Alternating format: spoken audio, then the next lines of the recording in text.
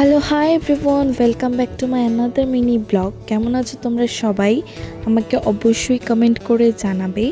তো দিনটা ছিল রোববার। গতকালকে গেছিলাম একটু খার্চি মেলাতে। আমরা সবাই জানি খার্চি মেলা শুরু হয়ে গেছে।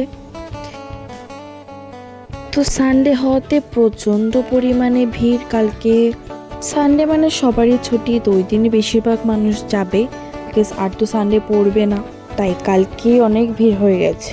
আর আমিও পা কচকানো নিয়ে চলে গেছি খার্চি মেলাতে, বিকজ অফ আর সানডে পড়বে না, আমিও যেতে পারবো না। তাই ভাবলাম যে না, আমি আজকেই যাব, এই পা নিয়েই যাব, পরে আমার রিগ্রেট হবে, তার থেকে ভালো যে না, আমি যাব।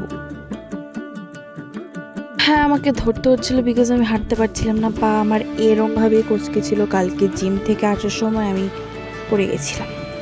এই রান্নাবাটিগুলো থেকে কার কার ছোটোবেলার কথা ঠিক মনে পড়ছে বলো তো কমেন্ট করে। আমি তো বড়োবেলায়ও খেলেছি, ইভেন যদি আমাকে এখনও বলে যে খেলো, আমি তাও খেলব। হ্যাঁ, আমার ফুলগুলো খুব ভালো লেগেছিল, বাট এ নিয়ে বাড়ি যাওয়া খুব মুশকিল।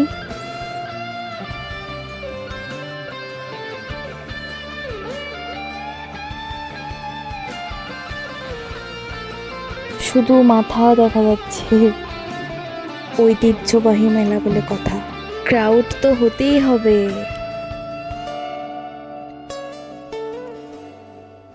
ঠাকুরকে দর্শন করতে, বাট ঠাকুর তো দেখতে পাইনি, হয়তো মন্দিরে ঢুকিয়ে নিয়েছিল।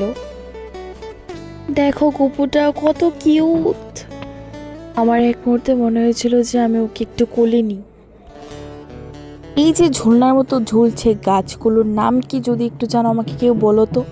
আমার খুব কিউরিয়াসিটি যে নামটা জানার, এই গাছটার এক্স্যাক্টলি নামটা কি ঠিক।